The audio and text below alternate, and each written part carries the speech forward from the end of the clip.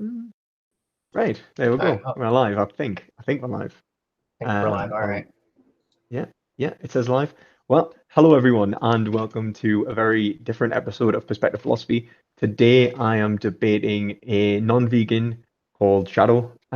Recently debated vegan gains on on the moral obligations of veganism. I think it was that wasn't it, Shadow? It was something. Was that the title of the? Yeah. Vegan Games wanted to do veganism was a moral obligation from a subjectivist point of view. Yeah, yeah, I'm not going to do that because I actually understand philosophy, and no offense to vegan gains, you can't argue prescriptively as a subjectivist because you're basically saying that your tastes, which are, you know, your personal preferences, can be basically chosen at a whim. They're not necessarily grounded in any epistemic justification for them. So you don't necessarily have to be consistent to them, their emotional state. And yeah, I mean, you can't tell someone not to like something, or to like something. It doesn't make any I, sense. I think they sort of look at it from a universalist kind of perspective Yeah, without really realizing that they do. yeah, that's an objectivist stance. I mean, that's almost like Ayn Rand, isn't it? I mean, that's like moral objectivism in the sense of you have a moral obligation to yourself. Um, Mm. an egoism more towards, I think, than moral subjectivism, at least not non-cognitivism. I would say that they would say that good is a real thing for an individual. Like they would say good is good for like me, you, whatever. But what that means to Before we go down the rabbit hole, I might want to yeah, introduce yeah, myself. yeah. Shadow, would you like to introduce yourself? And sorry about So hey, I'm Shadow Starshine. I'm a guy on the internet. I run a server on Discord called Veganism Debate. I think Perspective Philosophy has linked that. I've been doing debate for quite a few years. I used to do a lot of debate on religion, and veganism was a topic I looked into maybe 7 or 8 years ago, but only briefly. I did a YouTube video back when I made terrible YouTube videos, just about what I think a line of reasonability is for moral obligations, and so I kind of benched it after a while, and then I guess after I was sort of done debating religion, I just picked up the topic of veganism. I'm not anti-veganism in any way, or I have any problems with it. I just kind of like debating and seeking after arguments and trying to see if I can, you know, find out what the best reasoning is. Yeah, I mean that's fair enough. Like obviously the whole point in this is at least we get to have a discourse on veganism. The more we get veganism out there, the better. Hopefully you'll go away, convert your life, and become vegan. But we can't You'd guarantee that. love somebody like me on your side, wouldn't you? Oh well, I like the ones that actually understand philosophy. Anyway, so yeah, Shadow also debated vegan gains obviously earlier, and in my opinion, he won. Um, pretty much because vegan gains couldn't reduce him to absurdity, although I do think he tried to say that he did anyway, He a tried, little yeah. bit, yeah. But I think Um, that's just because he didn't understand the intentionalism that I was explaining to him. yeah, and I think he doesn't understand absurdity. No offense to him, but I think like obviously when we look at absurdity, what we're actually saying is something is either logically impossible, like logically inconsistent, or empirically impossible. It's not something that would be it's wrong because I say it's wrong. That's something like madness, or it'll be like involved in with disciplinary institutions. So it would be like laughing at a horror film. It would be inappropriate, and you would discipline someone's behavior for that in the sense that like through observation and everyone else looking like why you're laughing, that would be like considered madness, not absurdity. So something abnormal is not something that is actually logically inconsistent or empirically invalid. So Hmm. empirically impossible. So I wouldn't say that was absurdity in the first place. So I think he needs to analyze his win conditions a little bit. So on that note, let's talk about win conditions because I think we should try and have this more friendly. And I think I want to try and make a good example on this channel with it being philosophy and have it as a pursuit for truth in that respect. So Yeah, I don't know if there's going to be any adequate wind conditions where one of us is going to feel like we stomped the other one, and that's the way the debate went. yeah, But I think really it's just going to be us giving our perspectives, and everybody else can just kind of take away from it what they want. Exactly. That's what I was hoping to really present, is we'll present the arguments. Um, if you think one argument's stronger than the other, great. If you think they're both wrong, also great. But let the audience decide, like obviously who they think had the stronger position or has the right answers or what is just right in general. And we'll take it from there. So with that being said, I think you all know who I am. At least you should be. You should do if you're on my channel. I have a master's in philosophy from Durham University, and I have a bachelor's in philosophy from Newcastle. I studied continental philosophy, so typically not like just logical syllogisms and papers, more of like book based kind of studying. Although Ayn Rand, I don't know whether I'd class her as either, but yeah. And that's basically all you need to know about us. So to begin, let's have a look at the question. So is veganism a moral obligation? Now, what's your take on that, Shadow? I see. Now, I don't think anything can be an obligation, in so much as I feel like the only thing that you can be obligated to is your own sense of values. So in a way, I feel like you can describe to someone, hey, you have these values, and this is the way you live your life, and those two things won't match, or the consequences of what you do won't bring about the world that you would want to live in. And in that sort of sense, I think we somewhat have an obligation to make the world the way we want it to be. Yeah. But to say that there is a correct way the world should be, I don't think we can get there. I don't think there's any philosophy that bridges that gap. So you would say that your main problem is the autis gap, Mm-hmm. right? Would you class yourself as excuse me, really not feeling well, but would you class yourself as an emotivist or? When it comes to meta ethics, I think it's kind of difficult because I think given a set of values between people that there is optimal ways to go about, but I take a very descriptive rather than prescriptive stance on that. I feel like that we truly do have a phenomenological sense of what feels good and what feels bad to us, as if it's a somewhat separate emotion to rather than being angry or sad about things. Right, yeah. You know, I we think we, we conceive of the way of the world just being like, I don't want it to be this way, and I think that's a different sensation. would So you I would say, sorry, say it's real in that sense, right? would you, Like so you would be a moral realist in terms like a moral objectivist, just an egoist in that regard. I guess so.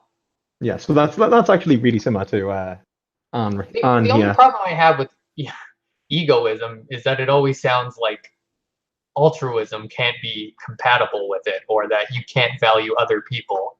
Hmm.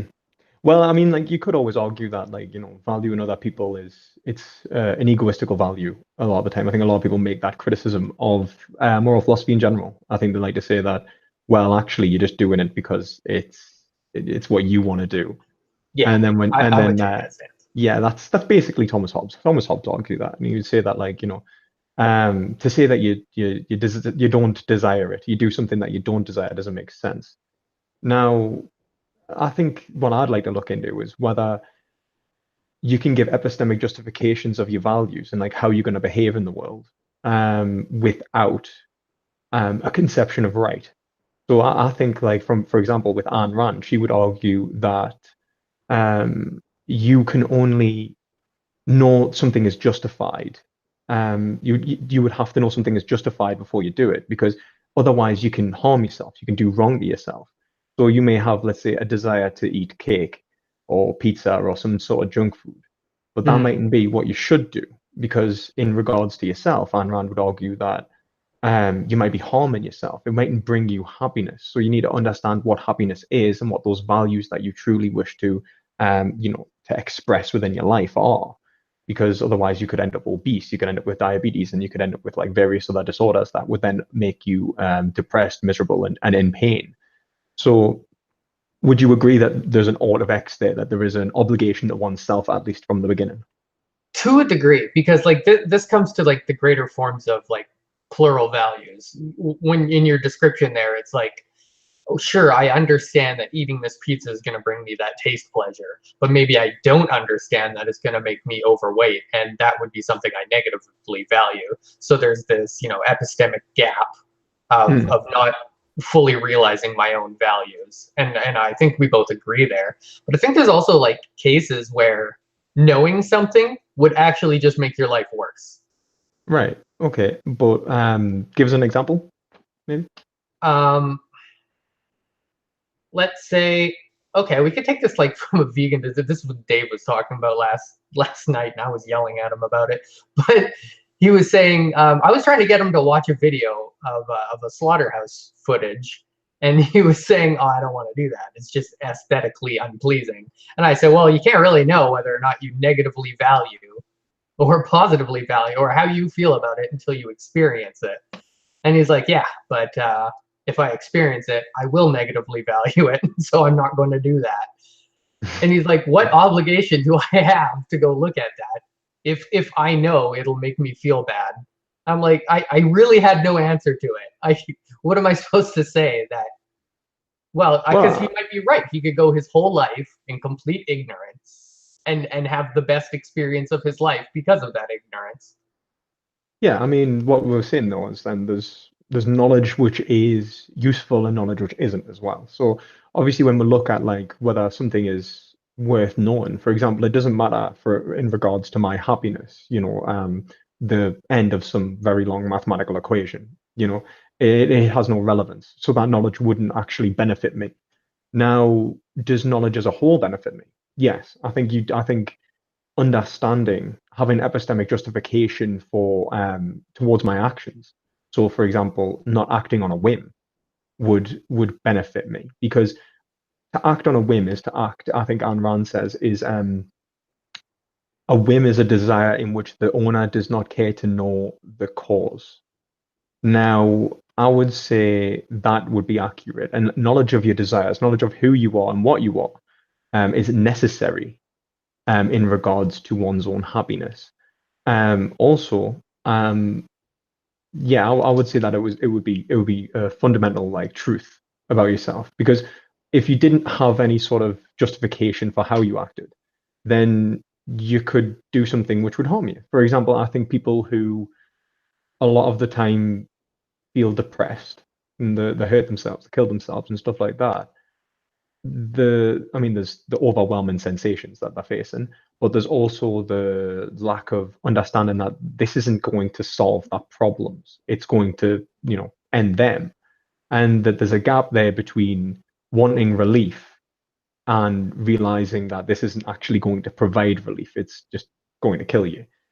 It might end the pain, but it won't bring any satisfaction because you won't be there to experience the satisfaction. And I think a lot of the times that kind of self-understanding where you understand that, what, is this actually going to better my life, the narrative of my life, or is it going to make it worse? And I think that's how we look at life. It's a narrative. It's not a single event. We look at life as a continuous flow of moments.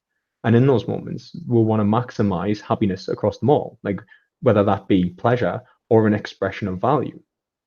Would you agree with that? And at least, I'm very torn on it because in one sense, because I know personally I value knowledge. So I don't want to take a biased perspective where I'm saying, well, because I value knowledge, other people should value knowledge. You have to make a better argument than that. And I do agree to mostly a degree that the more you know about yourself, the more your decisions will be informed. And I don't think there's much getting around that. But then is there a concept of reasonable ignorance where there is something that you have a sense of what that knowledge could be, and you choose to avoid it? Like you know just enough about it to know that you don't want to know any more about it. And I think that could also be reasonably stated that someone could do that and therefore benefit their life. So then knowledge wouldn't become an obligation, but something you somewhat skirt around based off of your senses of the value of obtaining it. well, the thing is that like if we look at it, I just I can't think of any justification for not wanting to express one's subjectivity in the most powerful way. Okay, so Well, you got to look at the subjectivity as if there's a value of not knowing. If someone can really realize that knowledge would hurt them, then aren't they expressing their own subjective desires by avoiding that information? They would have to have a justification for having, so they would have knowledge of knowledge in that case. Okay, well, me and you are going to go down this rabbit hole because I don't actually know what you mean when you say justification. So when I say justification, I mean justified belief, like as in epistemic justification. So that would be right, but is that the same as a moral obligation? Well, no, we're gonna get onto that. I mean, we're just outlining the epistemology of it on first. So, like, obviously, S knows that P would mean that S knows that P exists. P is justified in believing P, and then by justified, it can be validated, so proven, either through empirical evidence or logical evidence. So that would be something that would either be analytically true, a priori, or synthetic, or a priori synthetic, if we're going to meet a candy in along this path. And also, it would require the ability to not be falsified in a reasonable sense, so that it couldn't just be dismissed. And that was just to fulfill, the requirements of Gettier, essentially. That just proving something's true is not necessarily justified belief. I would say proving something isn't false is very important as well. So, but wouldn't the problem is you might just be equivocating on the word justification if we're bringing it from an epistemic norm to a moral norm, to say that, well, here are the requirements to be epistemically justified isn't the same to say you must be epistemically justified. I'm not equivocating it with justice in that regard. I'm equivocating it with reason itself. So I'm saying that there is moral knowledge in this case. So I would say knowledge of oneself and how to act to bring one's happiness in regards to one's values would be moral knowledge. And the moral knowledge allows the maximum expression of one's subjectivity in that regard. So I will be able to achieve my goals the best because I have knowledge of myself and knowledge of the world around me that is necessary for me to achieve them. And I think without at least a certain gradient of knowledge, then you will be incapable of happiness because you will be led by desires and whims that will not actually fulfill your life. You will never fulfill your desires, at least not in any real sense. You'll maybe feel some pleasure at times. What's the difference between a real sense and a fake sense? Well, I mean, like, you'll not actually fulfill your life. You'll not actually achieve those desires you wish to achieve. You may achieve like fleeting moments of happiness, like a drug addict who takes a hit, but they won't achieve a fulfilling life. What I would say would be happiness as the completion of a narrative, which would be, that is their narrative. What would be wrong with the narrative of being a drug addict if that's truly what they want? But that's the thing; it's not going to be truly what they want if they think about it. That's why if you look into your life. How do you say that? You'd have to get into someone's head to be able to say that. I think you don't have to get into someone's head to say that. I think what you can do is you can say. Well, you couldn't truly justifiably say it as if you had any knowledge on it. Well, I think that you could make an argument for it, but I think to make arguments about this, you would have to say that one's happiness is best expressed for whatever reason in that form. You'd have to be able to say that actually one moment of pleasure is more beneficial to me in terms of having a fulfilling life than, a life where I don't feel like crippling drug addiction. What if they said they don't want a fulfilling life? What they want is to take as much crack as humanly possible and then just die. And they said that's the way I want to go out right now. Well, I would say that they'd probably be irrational. And I think that rationality is necessary for one's desires in the sense that if you didn't have a justification for your desires, if you didn't know what you wanted properly, then how can you say that you wanted that? You've got no knowledge of it. You're guessing. It's purely speculative. You'd be guessing too to say that there's a different narrative that they would prefer. No, I think they could give justification for it. I think they could point towards an understanding of life related from themselves. So they'd be like, for example, I do not like the pain of vomiting until I die. Okay, that would be Mhm. a good expression of understanding that an overdose may cause, absolute horrific death that they do not want to experience. And maybe they're fixating on a single moment rather than seeing that as a continuous flow of time. So rather than understanding moment to moment expression that they will one day actually live the moment of dying horrendously, they would instead be fixated on the moment of pleasure. And I think that's what would be more likely. Now, if they can say to me that actually I want truly, and I can understand that based upon the fact that I'm a masochist, that I enjoy pain to die this horrendous death, then I would be in a I never situation. said the death was horrendous. By the way, you can Oh just go no, out no. on a Well, high. I know, but let's be honest. It's drug addiction, drug overdoses aren't pleasurable, and I think that's a biological fact. There will be pain involved, a lot of the I have time. no idea, to be honest. I guess it depends on the drug overdose and what they're doing. I mean, if they're ODing on something like fentanyl or something like that, perhaps not. But I guess the point is as well that many people actually value their life, and I think Ayn Rand gives that as I agree. a justification for like obviously everything, and like Hobbes as well. All desires actually spin from a need for self-preservation, they would argue. Now, I would say Well, that they I disagree with that. I do as well. I do as well. So I don't think we've got a problem there because I would say that, yeah, I I think mean, you wouldn't originally, have people suicide bombing if that were the yeah. case. Well, actually, I so would say that, like, I would agree that biologically we would start with an innate desire to survive. Otherwise, us as a species wouldn't have gotten anywhere if you didn't have that. But through the formation of values, I think other concepts can become so strong that they end up overpowering your innate ones. I agree. I agree. I completely agree with that. And I think Ayn Rand's arguing the virtue of selfishness is because what is rational, she would argue, is egoism. So she's not just saying that you do value yourself. She's saying you should value yourself, and you should value yourself because what makes what why you value is based upon your desires as a whole, It your just becomes a desires. tautology. Yeah, yeah, it does, it does.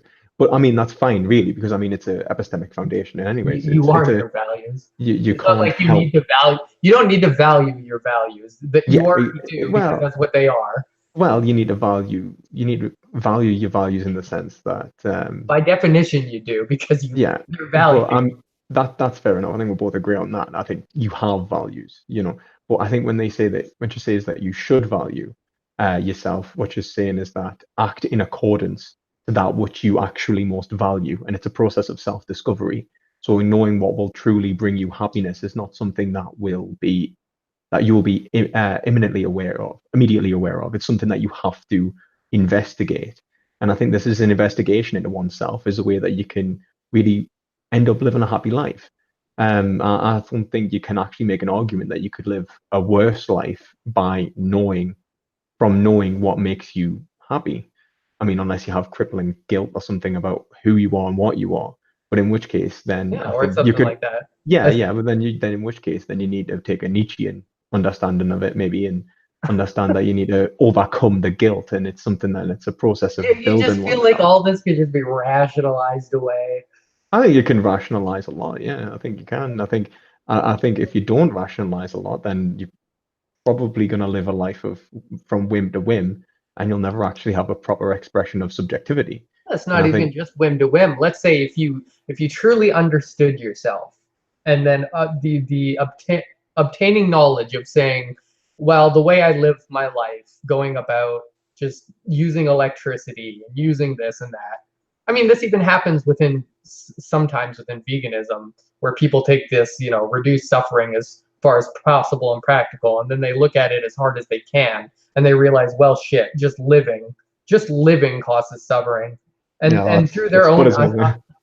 well, it's Jainism. Like Jainism has a ritual where they just kill themselves, right? They stop eating or drinking, and they just sit there until they die in order to reduce the suffering of the world, right? So I mean, you could say just not having that information would be better off for them. Well, you see, what I would say then is that I'm mistaken. and I would give an argument of why they're mistaken and how it's not actually reducing suffering necessarily. I mean, what they're really saying then is life is suffering, and they're also reducing overall welfare as well. I think that's something to be considered. So they're also bringing, suffering. They're bringing suffering to welfare ratio kind of Well, I mean, it's more down in as a resources for whole. other people, so You stop that. they're really.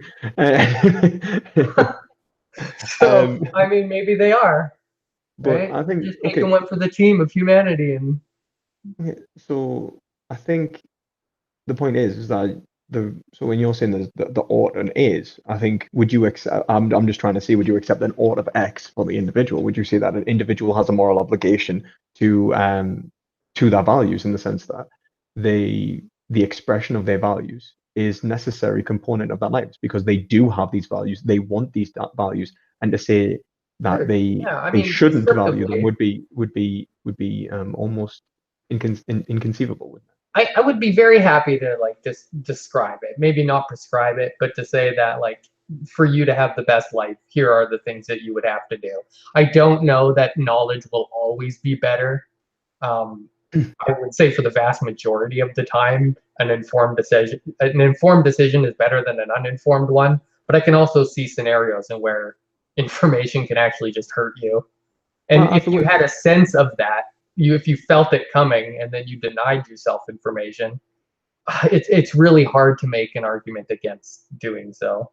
you see, I think when it comes to self-understanding and how to live one's life the best, I would say that to have any real chance at properly expressing the value, you're going to need knowledge of it. And I think to have knowledge that you didn't want, you'd probably have to obtain it first in the first place. So like you wouldn't know it was going to be negative knowledge until you learned it about yourself. I mean, you'd have to have at No, no, but least some that's to say epistemic that so justification in I think we can get senses of things without having the full information, you know? oh yeah. So Like there's I levels of know like parts of it. And then yeah. you can say, well, this part's been bad, and I see where it's kind of leading. If and you can sort of make a reasonable guess as to what the full information would do to you. Maybe you're wrong, but I would say you can make a reasonable guess. In which case Um, though, then you've already got some you've got some yeah, you would epistemic have to use justification in the first you would place. have So to have some amount of information in order to make that. Yes. yeah. But I mean like this is an investigation on how to make yourself happy. And I think to say that to investigate how to make yourself happy makes you sad, I think it's almost a very strange scenario. I can't imagine any information that someone could learn about their own desires that they wish they hadn't learned, because even if they did learn, for example, of something that they didn't like, that they about themselves, Yeah. then Well, it gives them. you try and get Dave to watch that slaughterhouse footage. I couldn't get Well, him. I mean that's separate. I mean, like necessarily, isn't it? That's I think there's no necessary. It's not necessarily going to bring them happiness. And that's the thing. It changes the epistemic investigation, like what it's about in the first place. So I think that at least for the someone, I think we can agree on the order of X for an individual. Yeah, I think both you and I agree mostly on that foundation. The part where we end up agreeing is that you feel like there's X's that are better than others. Well, I think you can say that at least, like for example, um, with other desires. For example, the desire for physical health would be a greater, more justified desire than the desire for cake, typically because it will bring you more satisfaction. You'll live a happier life. You'll live a more pleasurable life in Yeah, that but regard. the problem is that entails that you have a value for your life. And that Okay, yeah. has to be the case. In Well, I'm which not case, saying, if it's the case, you're just being descriptive. You're not being prescriptive. yeah, but that is it's prescriptive in the sense that the actual uncovering of one's values is something that takes um like action. You don't learn them through, you're not innately aware of one's values, of your own Sure. values. So But you let's need to say take, somebody did get hit in the head and all of a sudden they don't value their life and they want to eat cake. Then all of a sudden it doesn't make sense to tell them, you know, well, don't eat that because you'll live longer. They'll say, well, so what? That's just not a part of who I am. So why am I living my life in a way to a goal that I don't want? see, I would say that while values are tied into our nature, but as well for a lot of the time, like it's tied into what we are. I think that's a given. But it's also tied into who we are in our culture and how we express our desires, were sublimation of what it means to, eat food, even. What food is tied into a linguistic construction. And the way that we understand the world is through language. Who we are is built through language. And I think you agree in many ways that the phenomenological experience of individuals, how they understand their identity, is a construction of language. Most people would consider it the I. The I is a linguistic construct. It doesn't come from, it's not innately given to us. Levinas Mm. himself says that reason is language. So the uh, I've I been think we going have to harder understand. down that lately. Yeah, that's the thing. So I think the to say that someone doesn't value something or that they should value something, I think what you're bringing into question is them. You're saying that what you're really saying is that you should value it. Is really saying like based upon my knowledge of you so far, there is something either wrong, like with what you are. You're either broken as a human. For example, someone who doesn't value their life will a lot of the time will consider mentally ill. Will say that there is something That's going wrong in the mechanism. I don't think that's a Um, real criticism. you see, I think it is because I think that to say that someone who doesn't value their life is probably being logically inconsistent. They're saying that With they what? value well because what they're saying is that they don't value what their other values are based upon. They have to be alive to feel them in the first place. So if they have other values, then they need to be alive to feel them. Yeah, but if they have other values that they don't really care about if they stop existing, because that's resting on your, desire to live, I mean, then don't it's get, it's like, well, yes, I have values and I have negative experience, but if I stopped having them, fine, I don't care. Well, what do you say to that? You uh, can't say you're wrong. well, I think one, I don't think you can necessarily say you wouldn't care. I mean, you can in the sense that you won't care because there'll be no one to say it, to feel it. But I think it would be difficult for an individual to justify. And the reason for that is because a linguistic justification, well, really, epistemic justification comes from a need to show meaning to another individual. Now, if I have a reason to doubt whether like you're given like adequate empirical information or logical information towards oneself, whether it's been corrupted by a bias, for example, then I won't see that information there. So even if it was true, I think actually expressing the expression of that information would be nigh on impossible because I would have enough justification a lot of the time to assume that you are in fact facing maybe an existential crisis or something that you're struggling to overcome. Sure. I mean, You're in I've made depression. the same argument that like what if you see somebody on a bridge and they want to jump and you're sitting there from the side saying, well, maybe truly what he wants is to jump, but maybe not. So maybe I should just not interfere. I would say, well, statistically, people who are stopped from jumping tend Yeah, to, snap out of it and they tend to realize, oh, okay, maybe this was just a temporary thing, right? But yes. that So knowledge no, no, is inferred. I agree that we can make those sort of statements. But I also think there are people who truly want to jump. Well, That there may very well be, but I think you regardless, bring them back and they say, well, what the hell's your problem? No, I actually do want to die, and you're just inconveniencing me. well, perhaps, but even if they did truly want that, there would be no way for them to express that they did, and you would have justification in telling them to seek treatment.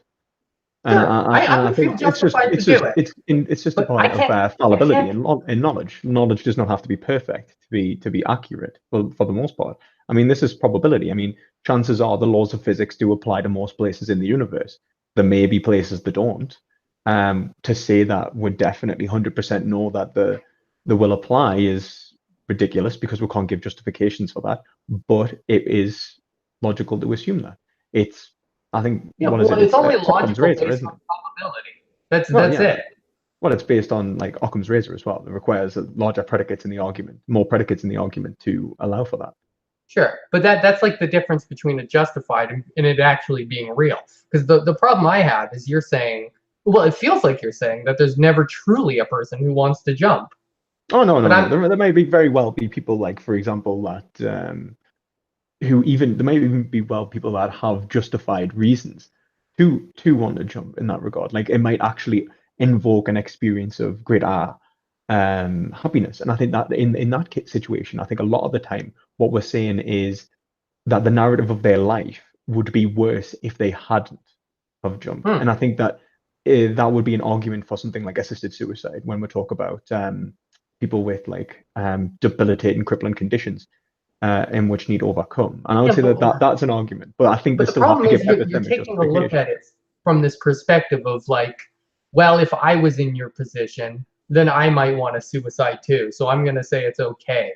But you don't seem to take it from the perspective where the things that they negatively value are legitimate. Because if you said, well, if I was, in your position and I wanted to kill myself over that, I would think myself unreasonable, right? Like, oh, you're sad because a girl broke up with you. I mean, you can find somebody else. What's your problem?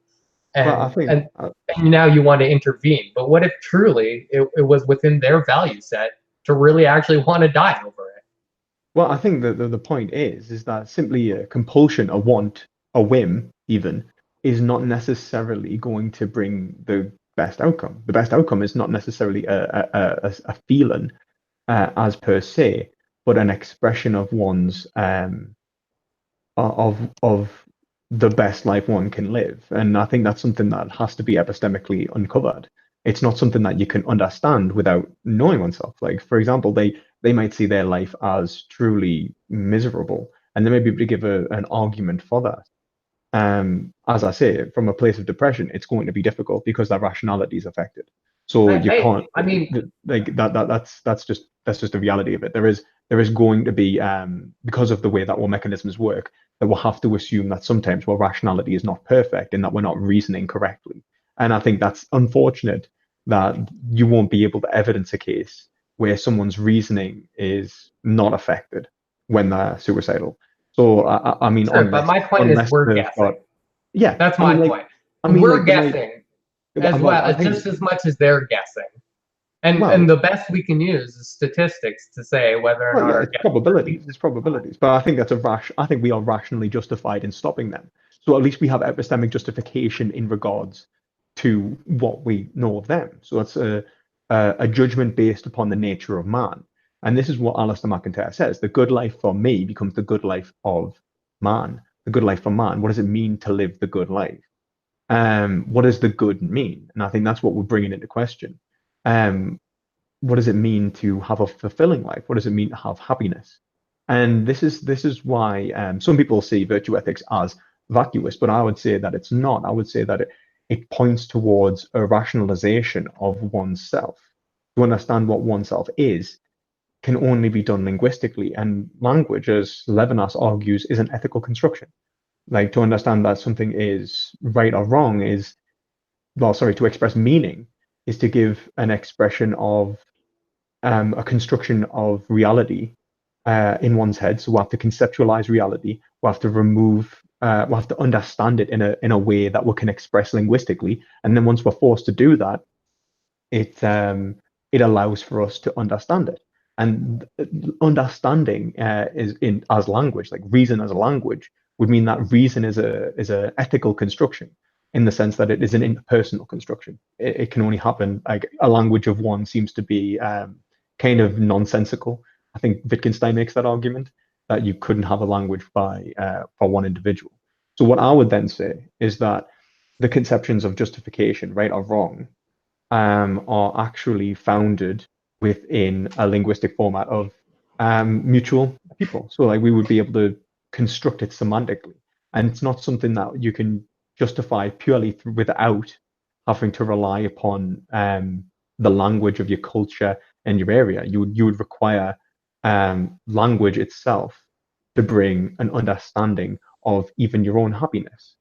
Um, so, for example, the good would be linguistically decided upon as right or wrong, like whether something is actually good or bad, based upon a linguistic construction which we agree, and would have to come to agreement that these epistemic justifications are met. Now, if you're a subjectivist, you try and bypass those epistemic justifications. You would say that, well, actually, to say that S knows that P, and P is actually the case, they don't actually have to be they don't actually have to be expressed, because by expressing that, for example, I like cake, That is by definition the case. I simply do like cake. Now, I disagree. I would say you may feel a desire for cake, but that does not necessarily give you a knowledge of whether you will enjoy the cake, whether the cake will bring an overall benefit to your life. And this is an understanding of oneself. It allows us to really analyze ourselves. So then I would say that even understanding what is good for me becomes a linguistic endeavor. And then from that point, when we understand like what is good, then what we are when we someone says no, that is bad, it pulls into question our very values, whether we actually do value it, whether the good life is a life of um a good life is a good life. A good life is a life causing pain to other people. And I think what we'll realize is that what we mean by a good life is actually only understandable in a Hegelian dialectic. So whether something is right or wrong, whether it's justified or not, can only be uncovered if we agree that it's justified. And to say that it is to say that it's the right thing to do, would mean that we can point towards an expression of happiness that other people agree with. And I don't think you'll be able to find an expression of happiness for a single individual that would be agreed in a dialectic of individuals. I don't see what this is something we've gone back and forth, and you like we tend to agree on this base of like where this knowledge can help, and in these scenarios where someone can learn about their values in a way that it affects them, in these sort of consequential understandings of, I eat the cake but I don't realize it's going to make me feel bad. But I also think that we're nothing but a bunch of innate values that end up bumping into random experiences in the world, and we all just form differently. And it's not a degree of having to agree with each other on what's good, because what's good for me is just based off of conceptions. Oh, I would agree with you based on language, but it's the way that my language interacted with the unique experiences that I had, and the unique way I've developed my own language. And the only way that we can talk about things about being good and bad are to the degrees that we already agree, right? Like we can come to understandings that I find this bad and you find that bad, and it turns out we're talking about the same thing if we hash it out. And sure, there's some understanding to be gained there, but I also think that we also just conceptualize things differently, and what Well, becomes valuable to us is different. And in so much as things are different, you can't offer me anything. You can tell me, well, when I do that thing, I feel bad. And I can say, well, when I do it, I feel good. And there's no information you can offer me that's going to change that. well, I guess it depends on whether you see, was it whether your values are innate in the sense that like they're given to you as knowledge almost from, was it tabula, what do they call it, tabula rasa, Tabula essentially. rasa, yeah. Yeah. Essentially, is it an innate idea? Yeah, I don't think it is. I don't think desires are innate ideas. I think actually I'm against the conception of innate ideas as a whole for the most part.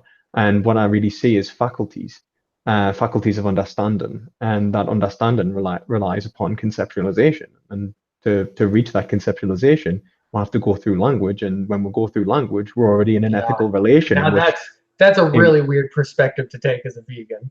well, I think Because I'm the well, one sitting here talking about innate desires as if you don't need a language, and then you want to worry about the desires of things while describing that you need a language for oh them. no, you can have a basic conceptualization of the world without language. I think like a primordial expression, for example, but you wouldn't be able to reason them. You would be able to have an urge, a desire, but you wouldn't be able to have a value set in which you truly understand for yourself as what you want. And I think a lot of the time people don't realize as well that not only do we enter a linguistic space with, yeah, like primordial desires. Like I think we can all agree that none of us, like being burnt or something like that, that the bodily reaction will cause an experience which we don't need language to understand. We do not like, because it's it's innate to us. It's pain itself. It is bad because it is bad. Um, but I don't think that we can say the same about our value sets. I don't think, for example, like you can't say I value my partner's life because I just do. I don't think that makes sense. I think you say I value my partner's life because if they were to die, leave me, go, and all this sort of stuff, they would say that your life would actually be worse. Then it would cause the expression of unhappiness. You'd be making a prediction of a possible future. And I think this is when you were talking about like a phenomenological experience of a dyadic memory, expressing the self comes to an understanding of identity across a socio-temporal existence in which we're expressing our physical, experiences, but across a much greater scale. And that's what I would say is happens with language. What values then start replacing, we start sublimating what values. So, for example, in the wild, would eat food, and food would be without language. We may have a basic understanding of what food is. So, for example, animals they have urges and desires to eat certain parts of animals. For example, wolves eat intestines. I think first for the nutrition, and it's a basic drive. They don't need to be taught that it's built into them, like pretty much tabula rasa. But this is not how humans work. We start craving things like pizza, right? Now you don't Well, find no, pizza in the we wild. worked like that initially. Oh, initially, yeah, but then linguistically, it replaces whatever we had. I think that you said yourself that the conceptualization will eventually can replace those innate ideas that you're born with. Those, or at least Sure. those, Yeah. yeah. I mean, I think we agree to that. And then some of this is just semantic because when I say a value, it's something to which you go towards, right? And then of negative value is something that you go away from. And innately, we already have those, right? We wanna drink the milk. We see the eyes. We have the fixation on the eyes because that just seems to be a part of us. And there's all these different things. And we as we learn language, we end up attaching those simple concepts to the language concepts, and those gain value in themselves. So where I might, maybe I don't have a concept of mother, but I have a concept of maybe the smell because it's just built into my DNA, or the appearance or something like that. And as I understand the concept of mother, I can attach my basic understandings to it, and it becomes a conceptual concept of value. And we sort of just build up. But I don't see how any of those are better than another. It just seems to be something that happens. And all we end up doing when we talk about moral discussion is to say, well, these are the values that I've arrived at randomly. You And see, and our awareness of it is like, I don't know what way you think our awareness of it drives anything, because I really do think that our self-awareness, our understanding of ourselves is just the phenomenological expression of language at this point. I just think it's just because we gained this ability, we're just reflecting on it, but it doesn't actually do anything. It's just more of a byproduct.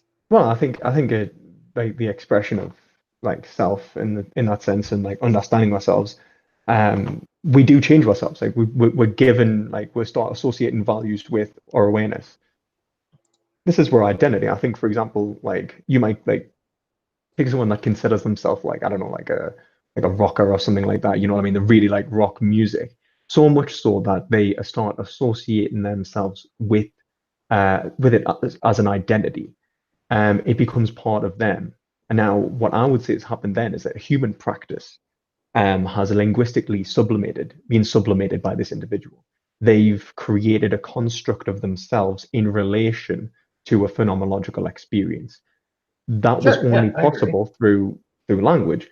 And I think to say that something, for example, it would be ridiculous to say to someone like who enjoys rock music, for example, you shouldn't like it. You know what I mean? I think you would agree there as well. Like you shouldn't like rock music would be a well, it's like, I just do. Okay.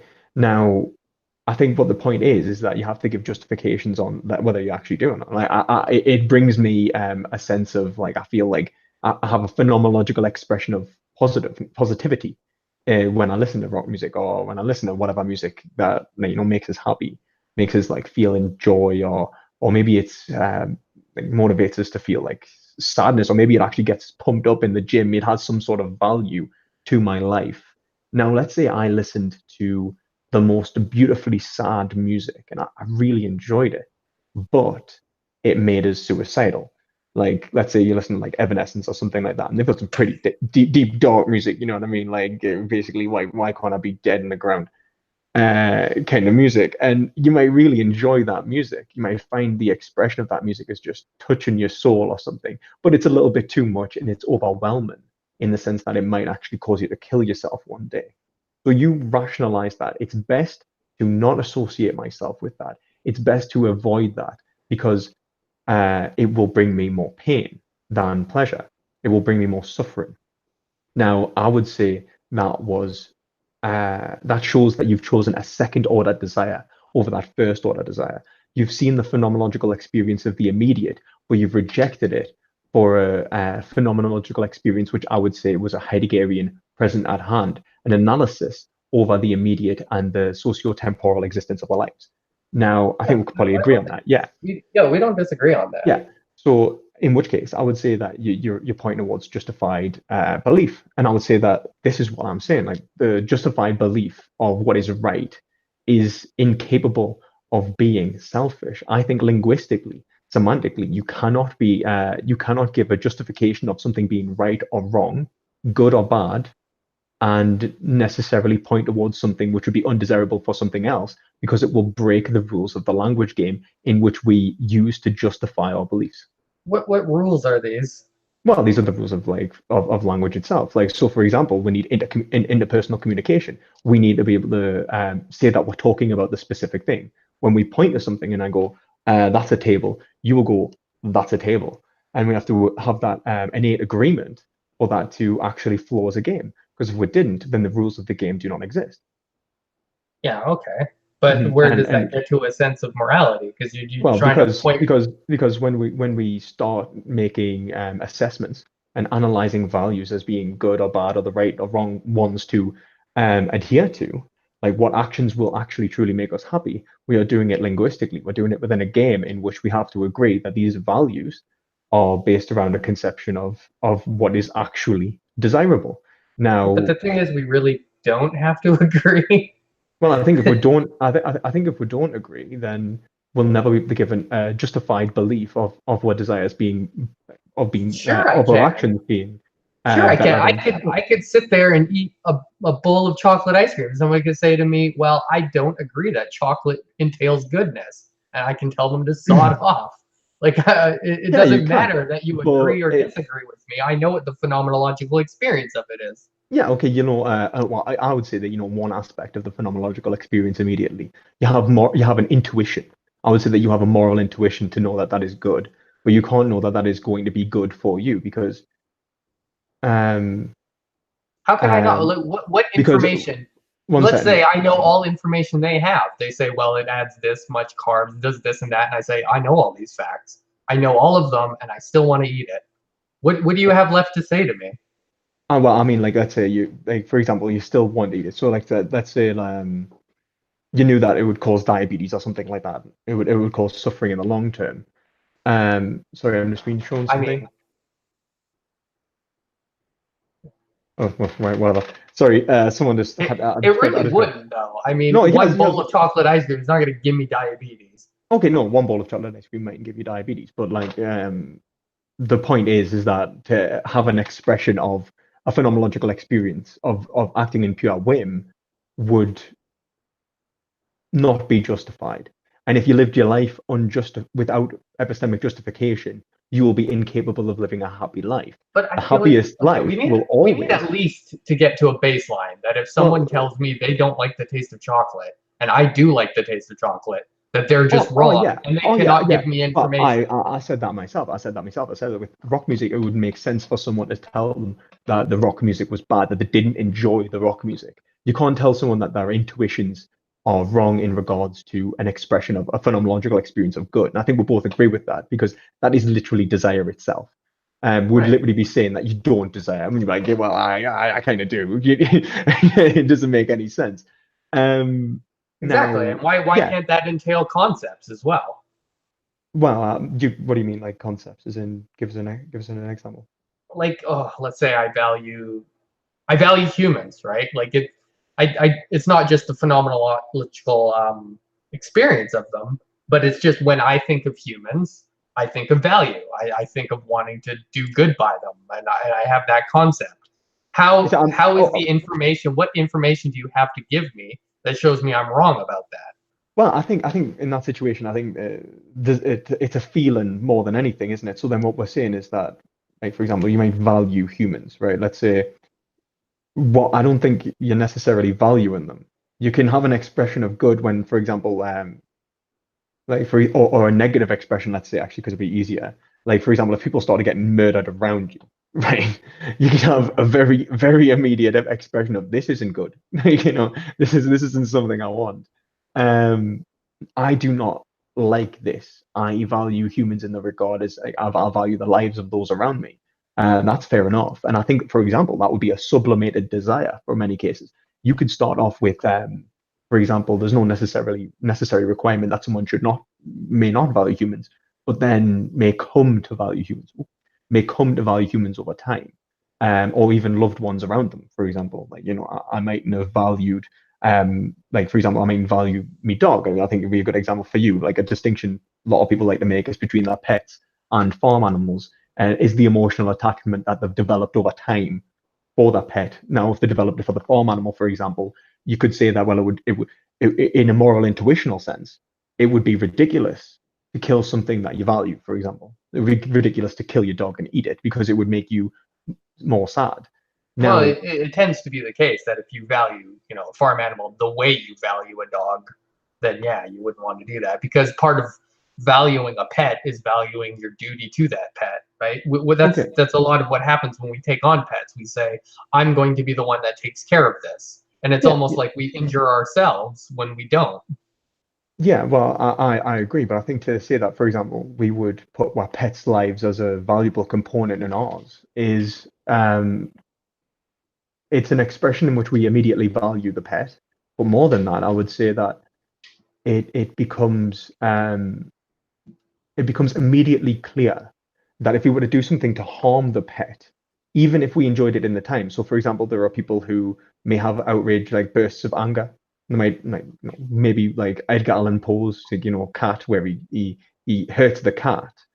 Uh, he can never look at the cat the same. It's changed the cat for him. It changes the whole phenomenological experience of his life in that moment. So to give an expression of it is wrong for us to hurt the cat, even against myself, like for example, it would negatively impact my life. We would still require reason, and that is a linguistic endeavor. And more so, I would say that they are the values. I would say your values themselves are not those moments of pleasure, but instead an understanding of a narrative of your life. It is something that happens across time and not in one single moment. You are I not don't think given your we don't values. disagree with that, but I don't. Yeah, and Where do in you which get to case, veganism with this? yeah, because what I'm saying is that a Hegelian dialectic is necessary. What is right or wrong is a social experience. It's not something that can be understood without agreement.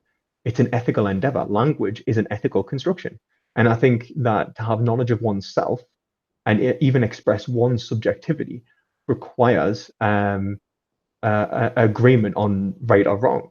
And agreement on right or wrong occurs in many ways. We can see it even as a primordial expression. Levinas argues that the basis of language, for example, begins in the face, where he says that we are shown the infinity, the other individual, someone who a someone, not just a something. We see something in which allows a conversation to occur. Information in which we would not be privy to exists in the mind of another. And that's why they can justify our experience anyways, because they can share an experience. They can look at something and go, well, that is a chair, that is a table. And Yeah, but we can without that, develop so differently from others that what they have to say to us no longer makes sense. It well, would be yeah, like because we speak talking different to a language. lion, just like Wittgenstein says. If the lion could speak, we wouldn't understand it. It's just it's if somebody developed as a serial killer, they were truly psychopathic, we couldn't have a conversation of I would value. also, yeah, but I would also There's say none to that be had. Yeah, but those people will be incapable of finding happiness. They'll be incapable of self-evaluation in any adequate sense of the What word. what kind of happiness are you looking for? Because if they went around and I successfully evaded the law and kept killing people and can felt good have to, about the narrative of their own life, how are they wrong? because to have knowledge of that experience, that would actually be a good experience. So, for example, to say that actually, phenomenologically, throughout my life, it will be best if I murder people. Then they're Uh-huh. going to have to give justified belief. And to give justified belief is going to have to allow for a conception of right. It is right to do that. You are actually But correct.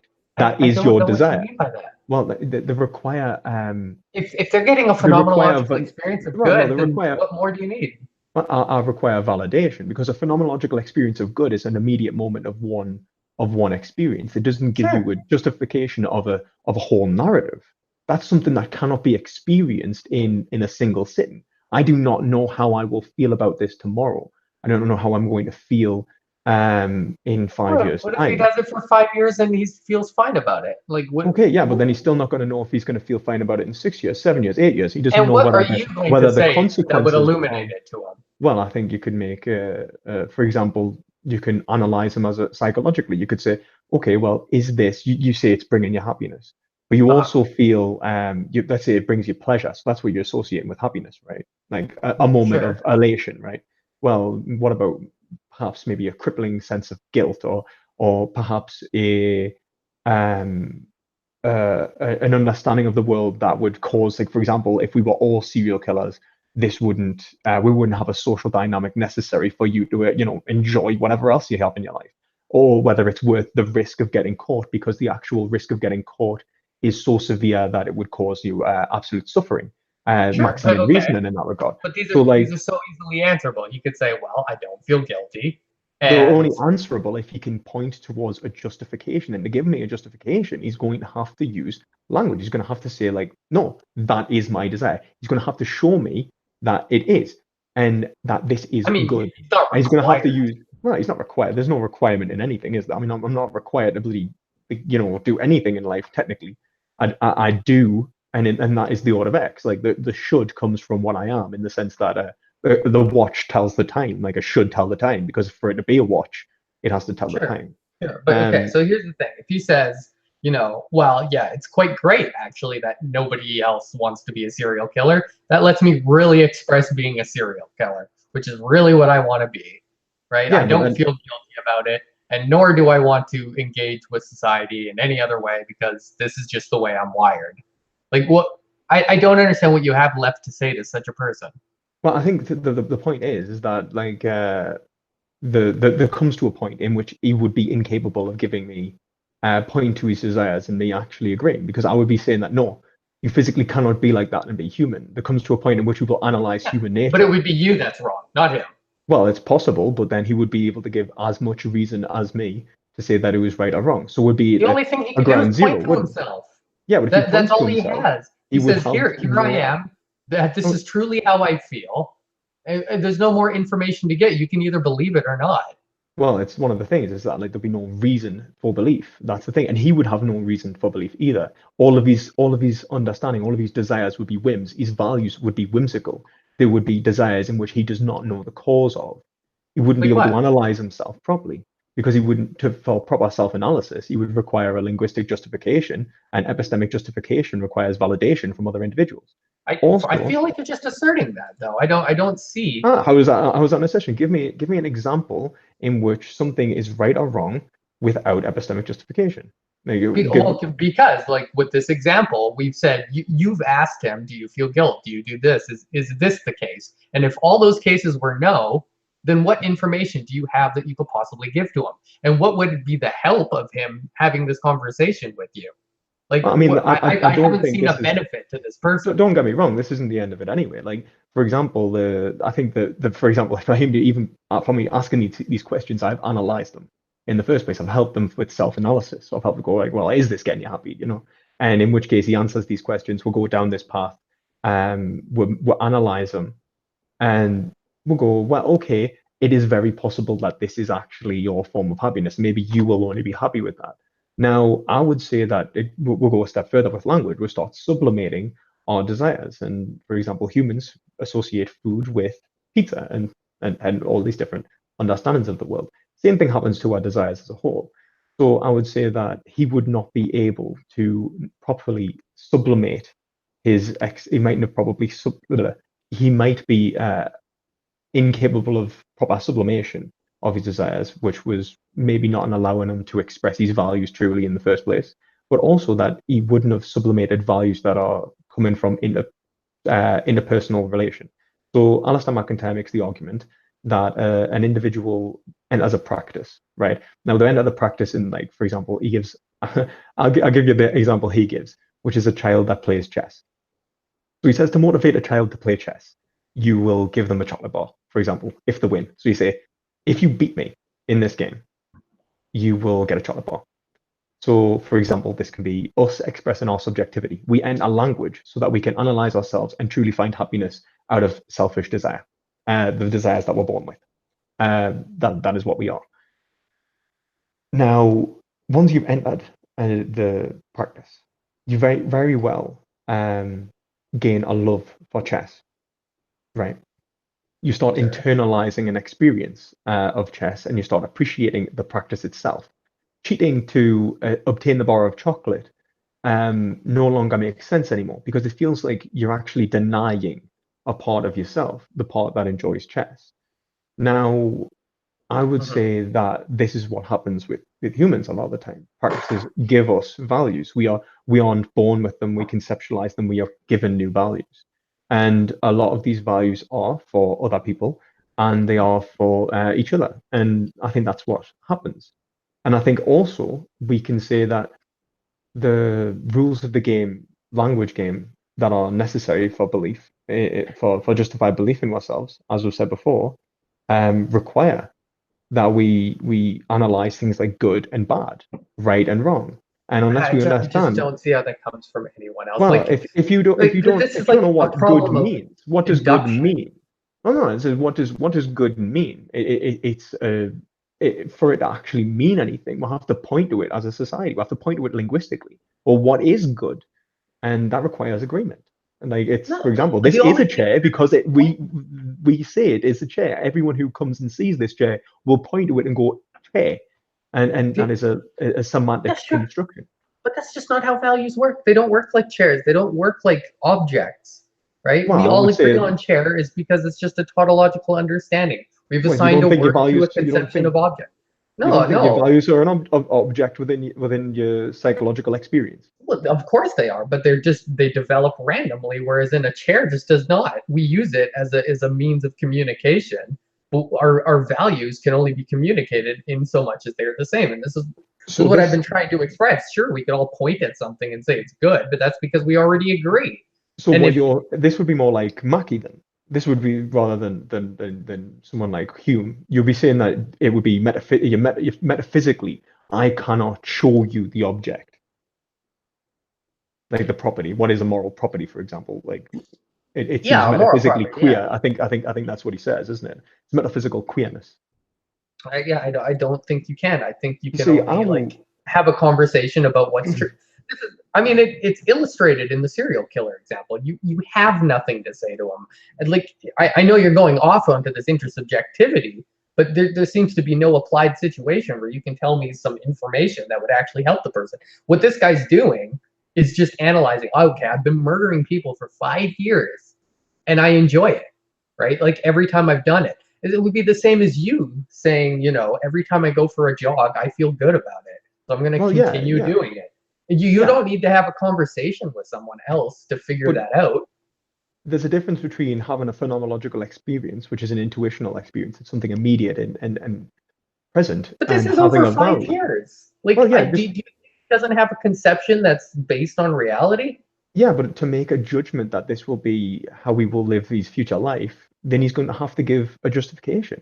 Unless you're saying that we do not need to um, rationally analyze our desires, and that we can act on whims and reach the same level of happiness, Well, I just think he's without. got as much justification as he can possibly. It, him doing it for 5 years is a sort of information, and I don't think that you can come along Oh and give yeah, him yeah, additional but information.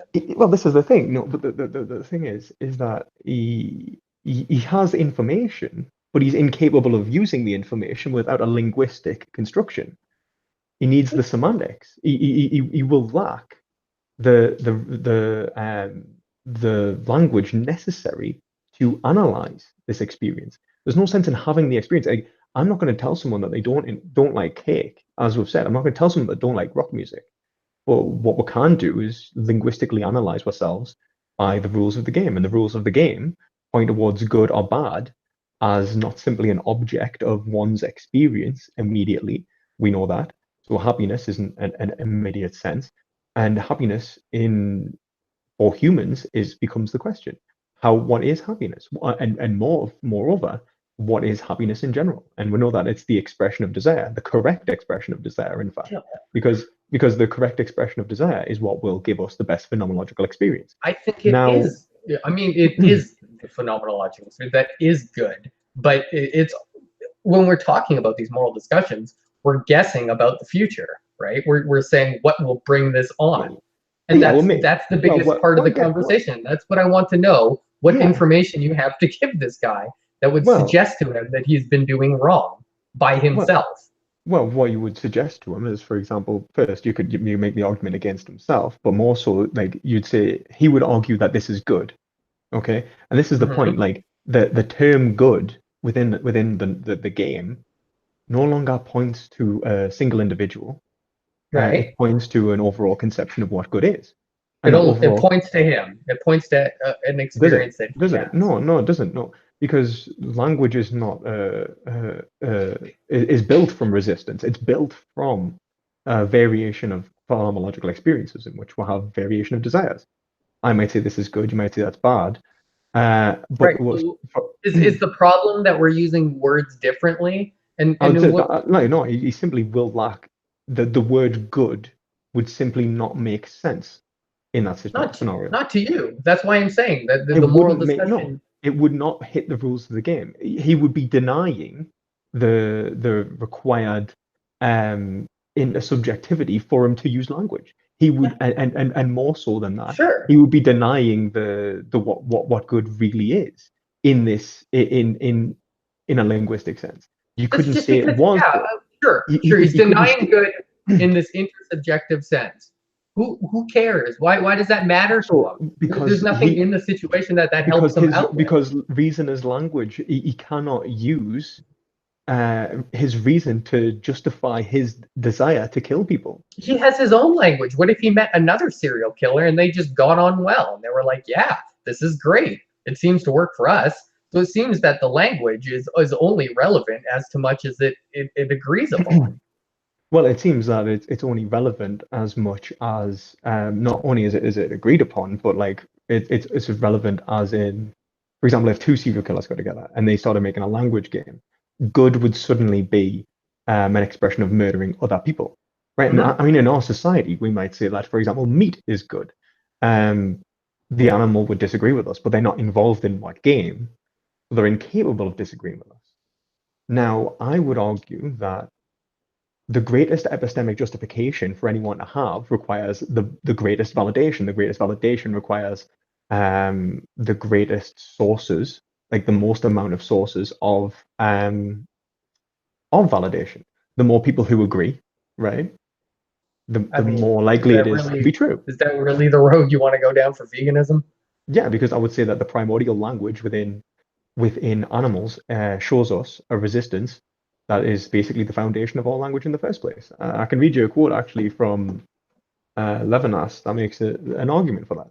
The argument is that like the resistance itself in the face is the basis of language, and that's basically what allows us to form language.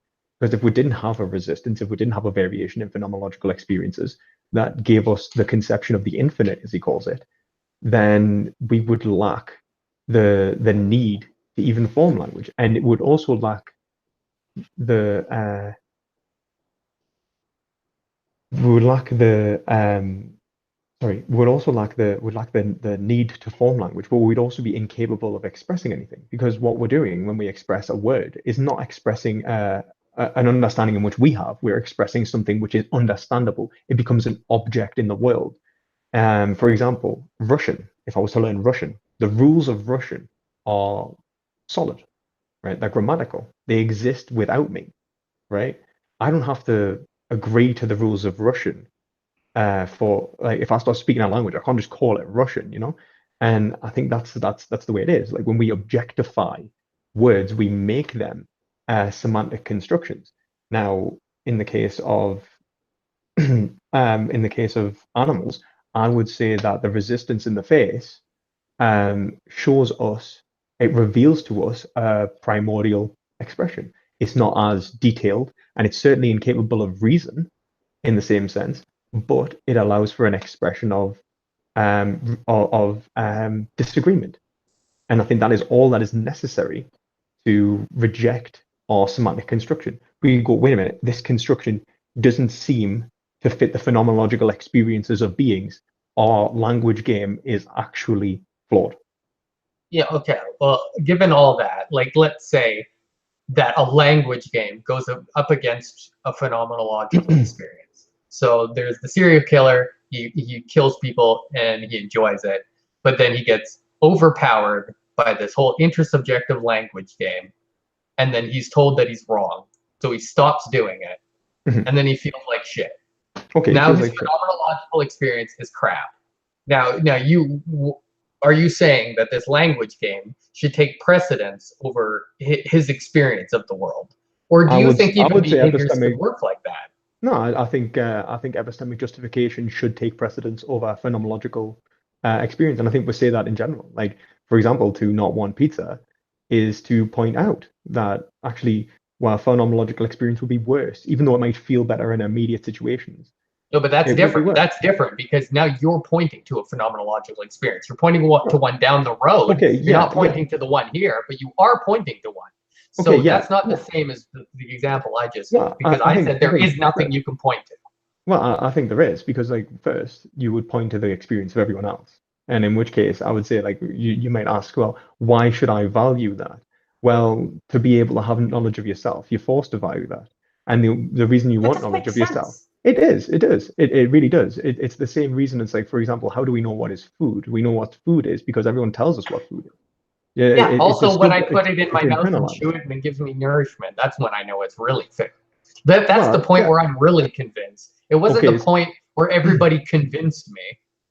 Well, it depends because if someone could tell you, oh, actually, you don't want to eat this, it will like do this in a few years, or you don't want to eat this, Sure. it causes this, and it will change the way in which you observe the food. You may stop seeing it as food. I think a good example is vegans. They stop But yeah, seeing you can't keep meat using as these uh, ends where you show me a phenomenological experience that I won't well, no, enjoy and say we're well, having the same conversation we were just okay, well, having. that's, I mean, no, but I'm saying that, for example, like that's how you will enter the game in the first place. You are required. That is your chocolate bar. That is the expression in which will motivate you to join the practice. Now, once you're in the practice, because you pretty much have to be for epistemic justification of your um an epistemic justification of your desires, your values, so that you can go, well, actually, this is what I actually want to do. This is my second order desire. This is I want to want this, and as I think Hegel puts it, um, then you will internalize various concepts of a language game. One of the concepts You would is have to good. prove that it will become a want. You have to be able to prove that truly, if you give this person that information, they will gain a phenomenological experience that they would consider good. And if you can't do that, then what you're asking for is unjustified. Well, no, I'm saying that they'll consider it good because to consider for them to have an understanding of good, what good is a linguistic experience. It's an internalized linguistic concept. Yeah, but I don't think you can just brute force it through a majority opinion. I think you can make rational, justified beliefs, and in which case, what you're doing is not brute forcing it. You're given empirical and logical evidence. You'd say like, no, well, this isn't what good is. It's simply not that. you For would you, point to it. Yeah, no, all you're doing is pointing to your own phenomenological experience, and you're saying, oh, a whole bunch of us have this experience, so why aren't you? Well, it's just because they aren't. That's just, they've gone through an experience in their life that has radically changed them to be different than other people, and that's all there is to it. no. I think the difference is that the experiences which align with the good would be built off of phenomenological evidence in which we could say, actually, yes, I have the same phenomenological experience. Now, if your phenomenological experience is incapable of aligning with that, then you're incapable of, entering the language game, and you're incapable of ethics. And if you're incapable of ethics, then you're incapable of self-analysis. And if you're incapable of self-analysis, then you're incapable of happiness. So But then you're redefining what happiness is. It's no no, longer a phenomenological experience. well, it is. It is. It's just a phenomenological experience. It's throughout your whole life. It's being able to be You would be justified in that. saying, you would be I think, saying that when the serial killer kills someone and that emotion pumps through his brain, you're not allowed to call that happiness, even though we no, always do. we call that happiness in the sense that it makes you happy, it makes you feel happy. When we say like, is that happiness? When we really question what happiness is, we normally do not point towards a single experience, do we? Yeah, It's a well, judgment. It's a judgment on happiness. Happiness itself is more disembodied than a single phenomenological experience. we It's a don't. culmination Because of someone phenomenology. having that experience, we don't say they're not happy because they haven't had more of them. Well, No, I'm but sorry, you'd say you're that not actually the happy right happier now. person, we would say, would be the person that lives the greater amount of positive phenomenological experiences. Yeah, well, that's the part we agree on. But then I just, the secondary part that you put on top of it, I don't understand, because you feel like it's an intersubjective game I'd say that you just where, don't have the ability to gain knowledge of how to make yourself happy without other people. yeah, but that's the problem, is that other people can help you when their values are similar to you, because they're having experiences of the world and different way understandings of how to get to the same value expression that you're having. When you hold same values, sure, I agree with you, other people can tell you the best ways of expressing them. But when you hold one that's outside of that picture, then no one can help you out with that unless Well, they just happen to agree with you. well, yeah. I mean, you're talking about an expression which would be incapable of right. I mean, I for mean, this example, is why we have um, religious groups and they get together, right? And they all agree on shit and they feel good about their agreement on things, is because they're all holding the same values and they're able to express it in between each other. well, You I can't mean, have that same conversation between, me as an atheist and someone as a Christian, and then we talk about values as if they're the same thing. We're speaking two different languages, and there's yeah, nothing I can offer to them unless, of course, I mean, me and you would probably agree that I could shake them down from the epistemic justification that they have for the belief to begin with, because mhm. their belief isn't based on a value; it's based off of an objective world that we can have a conversation about. But I just don't think that's how values work Uh, until we start speaking the same value language, which is really just developed randomly. I don't think we have anything to offer each other. well, If I ever got into a conversation with a Christian about what's good and what's bad, there would be no point. It would be a pointless conversation. The only good conversation I could have there is, should we believe in God, right? I would have to get them down to not believing in God. Then I could have a conversation about values in so much as we agree. But no. So before you, that, we're speaking two languages. what It's you're saying pointless. there as well, like I think it's quite cool. It's like what you're saying is that you're saying the word should. You'd have to say should. It's almost like you have to give them a value or take something away from them. You Um, have to change who they are because you when you say the words like you shouldn't believe in God, you should believe in God. What you're appealing to, and what you're going to Well, have I to mean, it's appeal in to. so much as they want to believe what's true, right? And Yeah. if that doesn't even exist, then like the whole conversation's pointless. Well, this is the thing. So if they have a value, if the value epistemic justification and so on like that. But I think if I think what you appeal to is a notion of self. You appeal to who they are, what they are. You appeal to their nature. You appeal to what they should value. Because what you Yeah, say but is like, well, you don't you will do not that live, with you will not live a happy material. life. You will not live a happy life unless you live. No, they could Uh, totally live a happy life being a oh, okay, Christian and yeah, yeah, yeah, completely yeah. But deluded. you will live a happier life, for example. Like, for example, How can I someone prove that? who, well, no, you can't Maybe they insert. live So happier lives than I do, being very deluded. true, very true. But unless they're, let's say, committing something like masochism, religious masochism, let's say they're carving religious symbols into their skin as an act of penance. And each day of their lives is an act of penance where they basically repent for having bad thoughts and they cut themselves and, I don't know, do whatever, horrible thing to themselves as an act to try and win a scenario which may never come. Heaven, right? Yeah. Now, um, in which case you would appeal to them. You would say that their happiness is simply not justified. This No, I wouldn't. conception I of this would. this I would desire, not say that this that. desire is not justified. You say that you will not necessarily enter heaven. You will not gain this phenomenological experience of, positive that you think you would, and I you have wouldn't. no I would never justification say for that. their value is not justified. What I would say is that their belief in what the value is doesn't exist, and that would be the only way I would express Well, that. this is why like me in the past, why I make a distinction between preferences and interests. Because you have your preference, which would be your immediate phenomenological experience of your desire, your compulsion, your urges, and then you have your interests, which is the totality of your experience and something that has to be understood as a conception through a conception of I and self-analysis, in which we construct an understanding of ourselves, which is our identity. Uh-huh. And I think when you analyze individuals, when you force them to go, well, actually, you simply do not have the epistemic justification to say that your happiness is increased through causing yourself a negative phenomenological experience, because What if they get a there's positive no. experience? Well, okay, yeah, you're saying like that, then you've redefined I don't think. pain. You've not said that they're in pain then, like unless the Some physical. people value their own pain. That you can get to that point.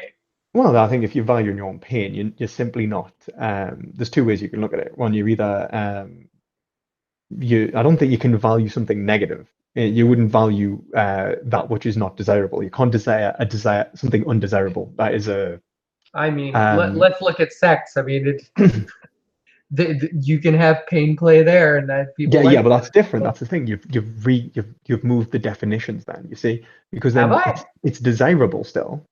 It's something that you desire, but um it's not something that's maybe it's something that we'd normally consider as pain in the sense that it's physical embodiment of pain, but in fact it's causing a positive phenomenological experience. And that's Exactly. the point. Yeah, That's what but I'm that's trying to say. yeah, yeah, but that's different. That's not something that's undesirable. It's still desirable. Yeah, that was my entire point. Is if pain is still the same nerves, even if somebody's being masochistic Yeah, or but they're that's a enjoying. language problem. That's a language separation. Like for example, Well, then simply what are not. you defining as pain? If you're I'm not saying saying like pain I'm is not the saying that. same thing as nerves, Okay, if you're well, just what I saying would pain say. is that which is bad, Well, yeah, then, like then we I'm can't talking say about the negative masochistic. phenomenological experience, negative Then we phenomenological. can't call the masochist necessarily inflicting pain on themselves. If that wants to be your definition, then Okay, we then could what say we'd the say is like masochist could be getting pleasure. okay, well, the masochist could be getting pleasure, but I'm saying like someone who's a religious masochist who is causing themselves suffering. I think that's probably a better word. Then, Yeah, for well, the that would promise be of their. some, It yeah, would be but up to like for them. the promise of some phenomenological experience which they aren't justified in having a Right. belief in, then what we can point to is the fact that their happiness, what they think they of as their happiness, is not in fact their happiness because they don't have the epistemic justification for it. Sure. They aren't being rational. You're causing yourself actually, you mean suffering. You're doing the opposite, and I think we'll be fine in saying that. Um, I have no problem with that because what we're going to be arguing is that hey, you're inflicting suffering on yourself for something I don't actually think exists. So here we're going to have a conversation about the existence of that thing. That's why I said there's no point of having the value conversation at that point. It's all just epistemics, right? We're hmm. talking about should we be believing in this God? But that's not the same to say when Well, we you go you back to the you you serial are. killer. Yeah, who knows, you are understands what challenging. serial killing is. You see, you're We're not saying challenging. what. Well, we can't say to the serial killer, "You're incorrect about what killing a human is." I mean, No, you they would say might. that you're incorrect that you want it. You would say that they, or at least that you're justified in wanting it. You'd say you are incorrect in. You would be incapable Unjustified of. how? What incorrect? If you're saying epistemic justification, that would say that some information that they have is incorrect in some way. But you're not even saying that. You're just saying I the am. value I'm. is wrong. I'm saying that they would be incapable of presenting an argument in which they could say that that happiness actually takes the form of killing themselves or killing each other or They whatever don't or have to whatever. justify it to you. They have to be able to justify it to themselves even, and it's a social construction. It's a game No, in I which don't think it's. I requires absolutely players. see no reason why it's a social justification. Okay, give us an example. I'll give you an example, right? Let's say we're playing poker, right? And somebody says oh, in poker, you draw like, I don't know, 10 cards and not five. I say, no, you don't. Mm-hmm. Uh, that's the game, right? So the game is a construction of a social event in which we agree, yeah? So that would be the same in language. Like the meaning that is expressed that we internalize and understand, it doesn't actually come from us.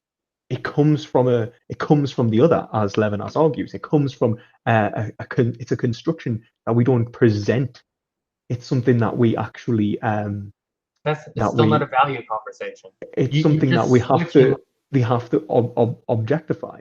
Now, I'm saying you cannot give a justification for a value in which we would not agree is actually desirable. I say, no, it's not. Now, what you're saying, I think, is that you would say that like happiness, you'd say that, well, this is happiness for me. You know what I mean? Like this is I'm not talking about happiness in general. I'm talking about just happiness for me. Now, I may make an argument that happiness for you is happiness for man, and that happiness for man does not entail the phenomenological experience of killing each other. I'm appealing to my knowledge of what you are just as much as who you are. I may be able to have an understanding of the psychology of you, but I have an understanding of the possible psychoanalysis of humans, and that this would not actually bring you the phenomenological experience that you're going for. I know that for example, some people think that killing people would bring them happiness, and in fact, it brings them sadness, it brings them guilt, and so on. Or they may it may cause a variation in the phenomenological experience that way. But more so, I would also say that the good life for man becomes an object in which we should emulate. It's what we try to aim for. We try to aim for the good life, and it becomes like an expression of happiness, and happiness itself is an agreed upon. Like we would say that this is what happiness looks like. This is what it is. It's something that we internalize. It's something that where the meaning comes outside of us, not from us. We don't start off with a notion of happiness and act upon it. We are given happiness by our language. I I guess that's where we disagree because I don't think we were given. I think language is a way of identifying our phenomenological experience. I don't think it's a way of creating what happiness is. I would say I that this don't is, you see, that's the thing. I think what I'm arguing is that language creates a separate phenomenological experience. see. See, I would say though, all we have is a set of innate values, and sure, language can come into a place of it, but every time it's entailed to an already established value. You start with your innate ones, they get more complex as we associate them with other things. This is the person that makes me happy. Or whenever people are around, I feel happy. I start valuing people. I start using language to start describing those things. And then I continuously entail my values to new concepts. But I don't think it's a product of someone just giving me happiness by describing it. That just seems like a nonsense way of doing it because I'd have no reason to adopt it based on its description. The No, I only think reason I have a reason to adopt it is because there's a value previously being held that entails to it. I agree. I think that the reason you enter the game is for the bar of chocolate. I just think that like eventually you stop playing the game for the chocolate. No, I think this chocolate bar is just a new chocolate bar. Now it's a more complex chocolate bar Oh, because it now sublimates that and I it like replaces your chess diet, and now it based off sublimates of, and replaces your desires. You are given the value of other people. but not of other people. They don't have to be. You could find people wretched. You could hate them. Oh, you could hate them, It's but all just based off of whatever phenomenological experience you had that entailed to a previous value you didn't have, you and see, it's just random. I would say that the phenomenological experience of being present at hand, for example, of analysis, is what's given through language in a Heideggerian sense. And I would say that once we're given that, it gives us the value of the ability to value other people in that regard. We start valuing other people's values. We start thinking of other people as important, as valuable. No, Uh, but that's because not. I don't think that's because language. no, I think that is forced through language. I think it's It's forced through previous value. semantics. No, I don't It's think it's all no. just entailed to You previous. That's see, well, my position. you're pointing towards the first values, and you're saying no, these are the foundations of value. But I'm saying no. I'm saying that the foundations of value is one's notion of happiness, and for one to have a notion of happiness from which to judge all of the other desires from, then that is actually an agreed upon semantically. And not only that, you internalize it. It becomes We happiness. It becomes what you judge an experience as good or not. You will I simply think not see it as good unless you have a reason to. I mean, don't get me wrong, you can have momentary outlooks of like feeling positive or negative, but the belief in something being good or bad, those values that you have, they're linguistic. That is a construction of intersubjectivity. I couldn't disagree more. I think you just step out of the fog. You know, you become you through some sort of metacognition. We analyze ourselves, and then we start analyzing our phenomenological experiences. And we use words. I agree with you intersubjectively to describe them, but these value words, like we start realizing them and Do you entailing not them think to our own experiences, not because somebody told us they were good. That didn't do anything. Somebody just says it in a way that we understand the value associated with the word, and we start associating it with phenomenological experiences that we individually develop. you see what I would say is that, I mean, don't get me wrong, the phenomenology of it, it's pointed towards what it is good, but I think as well, like the thing is that we do internalize this value. It becomes what we judge value of. And I think that's just the reality of it. Like you will be incapable of knowing what to value and what not to value without a conception of what good and bad is. It's how we make judgments in the first place on what is good or bad. We judge it against the notion, a narrative of the good life. And I that's feel Alistair McIntyre's argument, you know? you could give these language rules to a computer, and it'll never really understand what value is, just because you've Uh, assigned a word good to it. Yeah, but then the lack of the epistemic justification because they're not No, able it's to not point the to a epistemic metaphysical. justification that they lack. It's the phenomenological experience that they Yeah, lack. the lack of the phenomenological experience, the metaphysical phenomena of well, the physical phenomena of or the I'd say metaphysical actually, yeah, of desire, the lack of the object in which to go, oh wait, this is what desire is. This is why I said ask yourself if you remember that debate that a computer could not have ethics. They need to have a feeling of desire, good or bad. They need to understand that as a relation to something that's positive or negative. If they don't Then why understand don't you say positive or everything's negative, entailed to that rather well, than language? well, because that's not it's involved in that. The positive and negative phenomenological experience is involved, but the justification of us reaching said phenomenological experience is How can you is justify a phenomenological experience? If no, I like feel justified happy in a knowledge on. situation, I feel happy. I don't have to justify that. Well, no, but I then you could only can't. you could say in the past you could make judgments like that of the past or even in the present moment. Like I feel elated, I feel happy and good. You couldn't say like the happy life for me, the good life for me is this.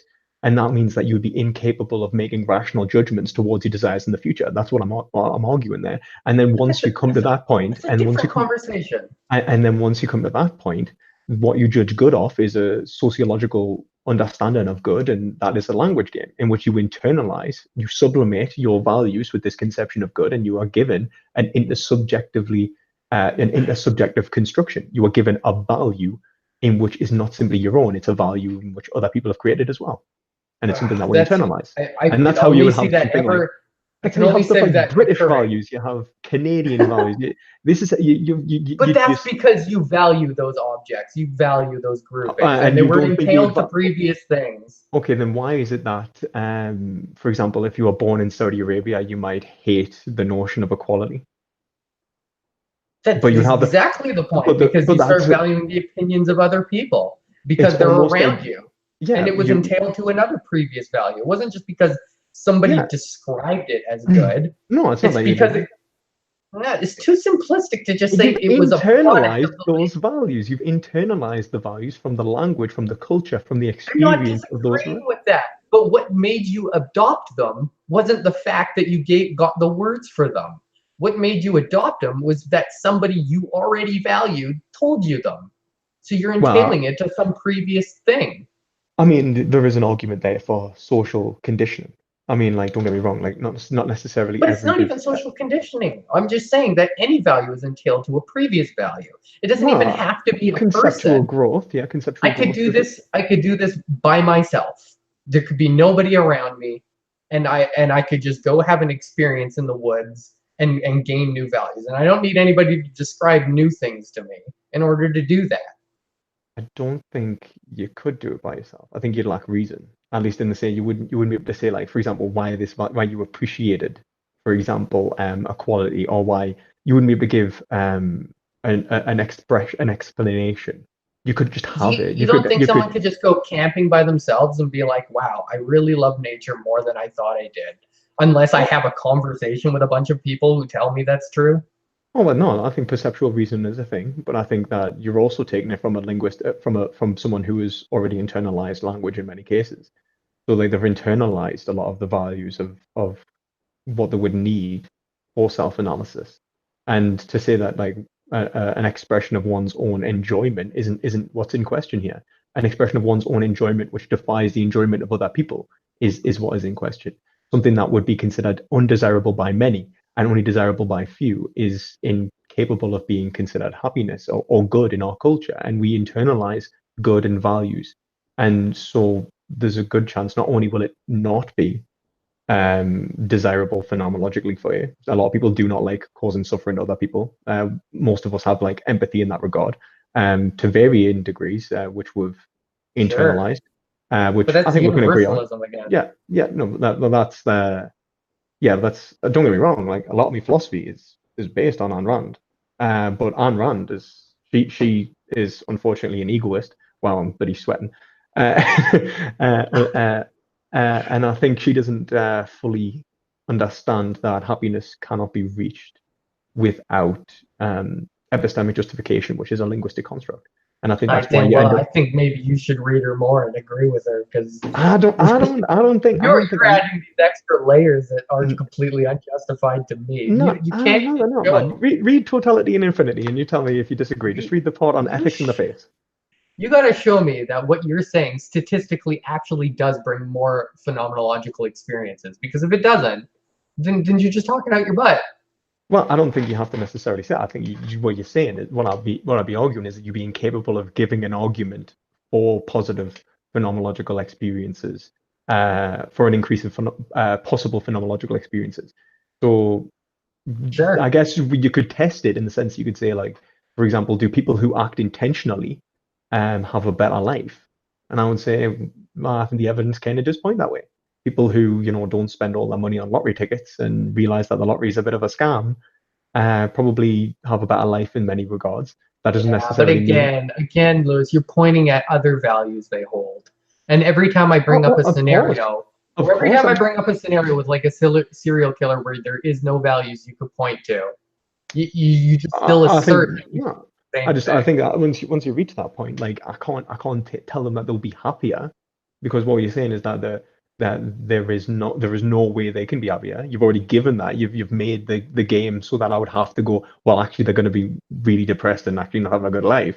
So I'm not going to say that they're going to live a good life Uh-huh. by adopting the language game, but they will adopt it anyway because they won't be able to live the good life without adopting the language game. because they'll enter it selfishly, because we have to, because certitude in that sense is necessary to act intentionally, and an intentional life is a better life. Now, if I in this, just feel like that's your opinion. Like no, you no, were no, saying it's it's not an better. opinion. I think that you're How is incapable. it better? It's Well, better is in it this. better for them? Because we've already established a hypothetical where it's not, but then you're Okay, but saying it is. but So it would be incapable of saying that it was that their lives were better in any case. The point is that the language game could no longer be applied to them. We would no longer be able to say it's good or bad. We have lost a conception of good or bad in this case. It doesn't make sense to apply it to these people because their phenomenological experience is so different from ours that they're incapable of this kind of analysis. We are speaking two different languages. Now, it's unfortunate, and I feel bad for these people. Um, why? Why? If what if they can keep getting away with it? Well, what are you pitying? well, what I'm pitying is that they'll never actually be able to understand whether it's bringing them happiness or not. They may feel positive phenomenological experiences, but they won't be able to give rational justifications for those experiences of in the future, whether they should intentionally act in that way or not.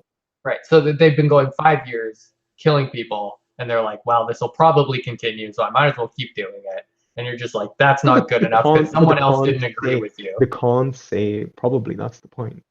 Why not? The lack what is it, the lack the justification of probably they can't show that they can't have their belief validated, and unfortunately that just is not knowledge.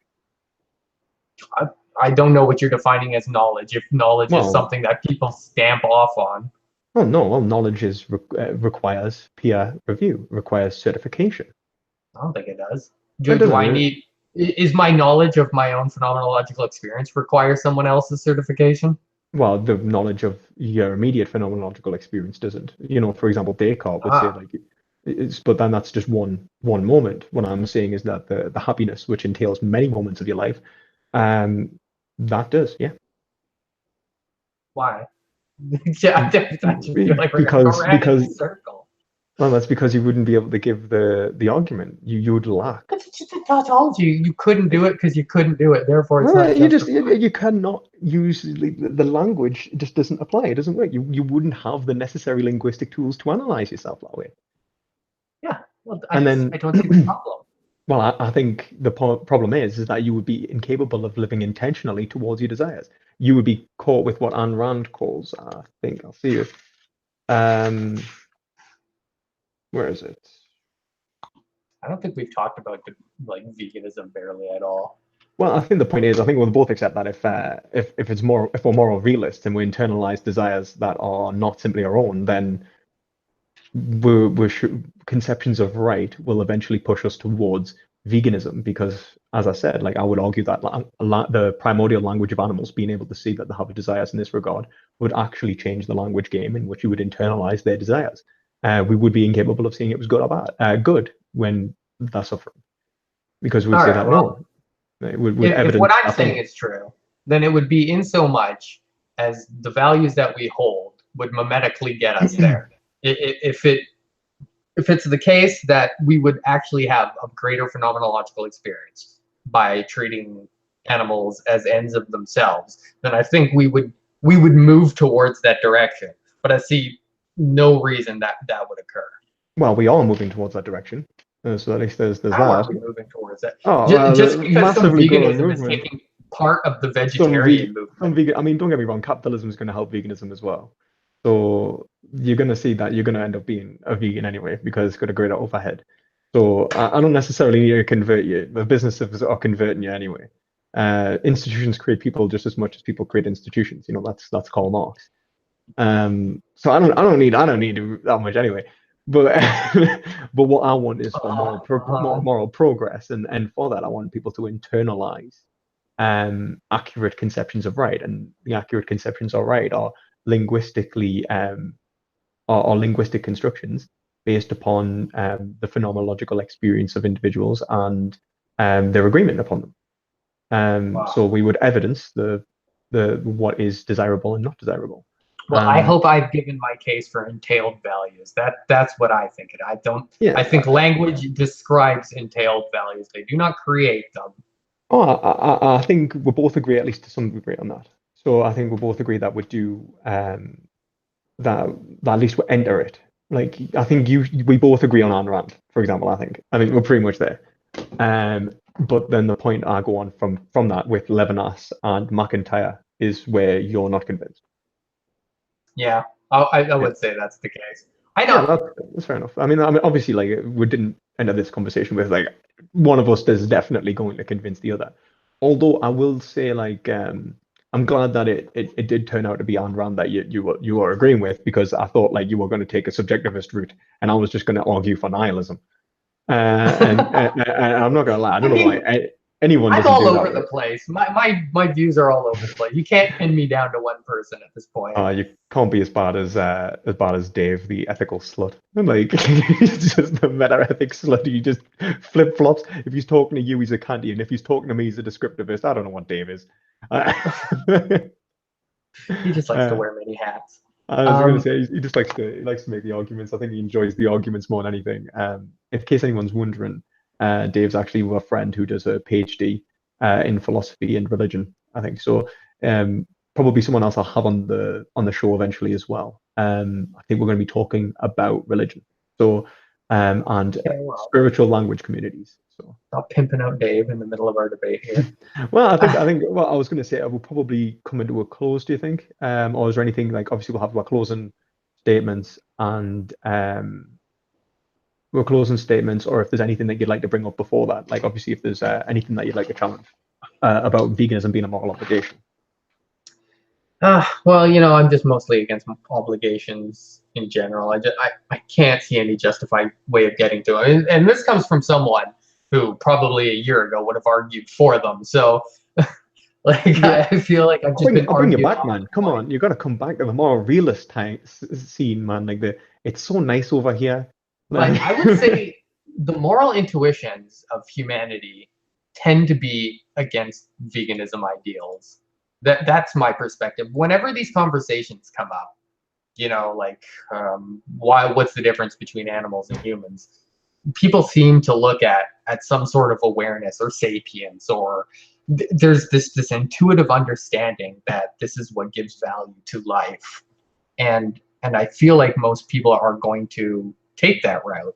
And I know that people try and come at it with like the marginal case argument to try and disprove, well, it's not just sapience, it's not just intelligence, it's that wouldn't account for these marginal cases. But like in greater value pluralism, you can just say, well, you're right, that doesn't account for everything, but I also just value humans, and that tends to be a rational category that the vegans also adopt.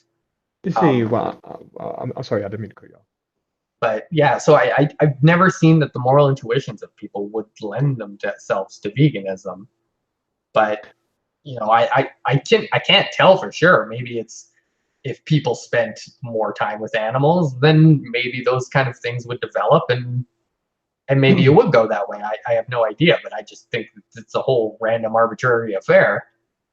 See, I would say that spending time with animals would be a good way to go, and I think that you would develop these values because you would be developing you'd have a free linguistic communication, which would develop a conception of good and bad, which would relate to your conception of good and bad and modify it.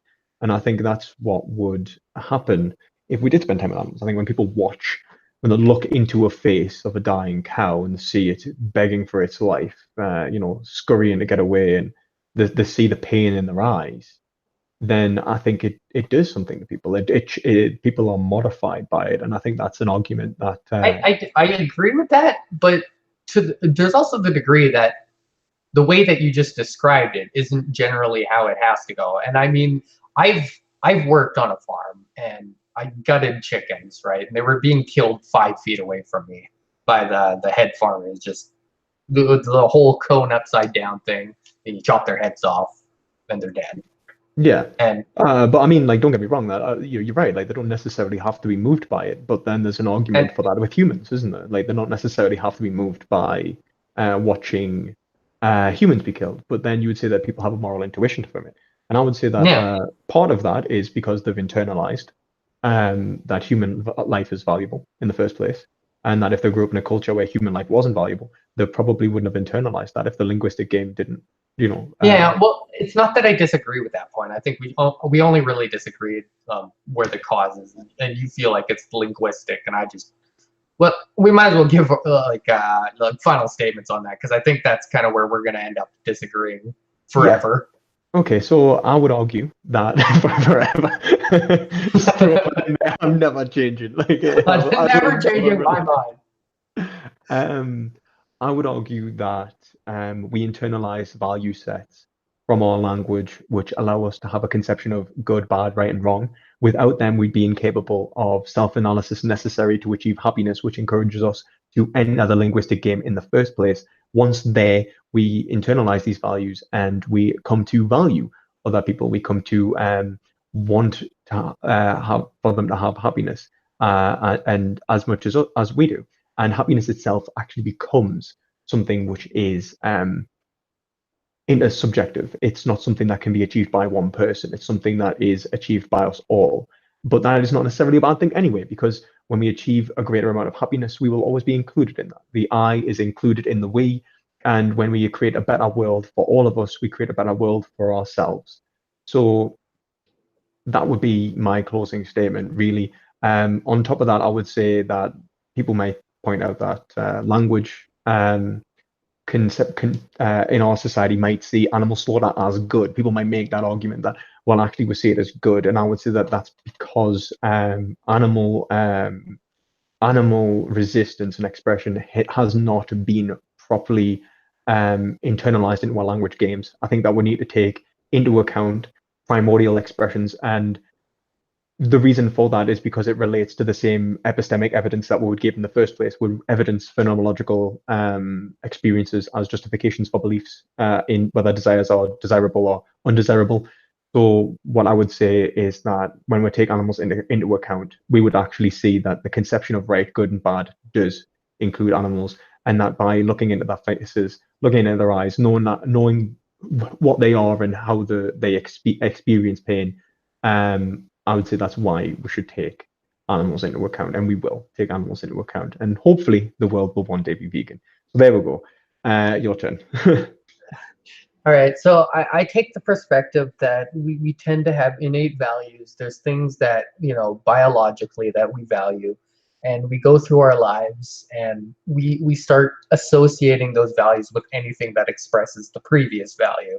So if I have a value for, mother's milk or whatever, then I'll start valuing my mother. And then I'll start understanding her as my mother, and I'll understand that she brings about the expressions of the values that I held before, and we kind of just do this, but we don't really have a choice in what the experiences of the world we're going to have are, and so we don't really have choices of the way we develop. I think language is really just a means of describing it to each other, but I feel like despite the fact that we have words that describe these feelings we have, that we share, the ways that they develop and the way that they're expressed are just private and individual.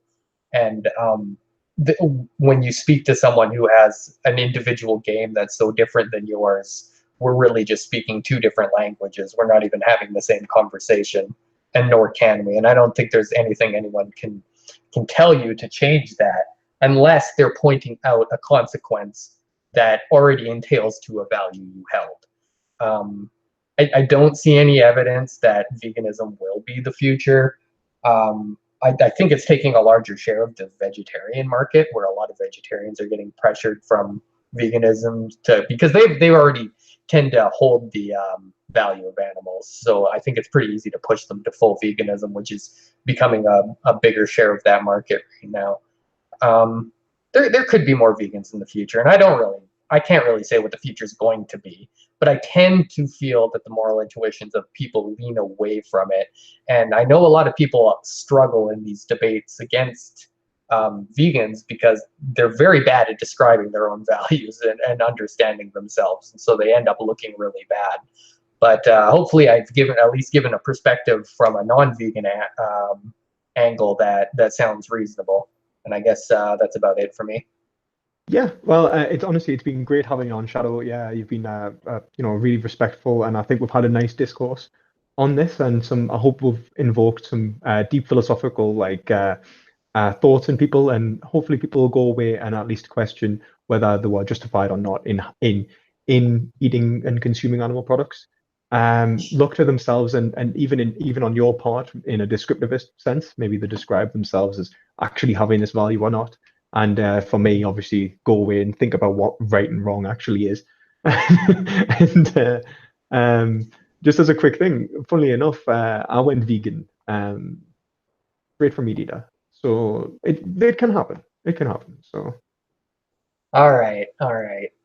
Yeah, thanks for having me on, Lewis, and yeah, thanks for everybody listening. I hope you guys enjoyed it. yeah. And oh, by the way, everyone, I would encourage you to go and check out the veganism debate forum on Discord, like well, debate, sorry, Discord in the description. It is run by my friend Shadow here, who is clearly, he's competent in his philosophy and he's a really nice guy. And I'm a mod on the server as a vegan mod. Our friend Dave is a mod on the server who is a PhD as a non-vegan mod. So, you've got your for those non-vegans out there, don't worry, it is not a biased server. And for you vegans out there, don't worry, I've got your back. And hopefully I'll see you there. And thank you again, Shadow. Bye, everybody. Bye. Have a nice one. Have a good one.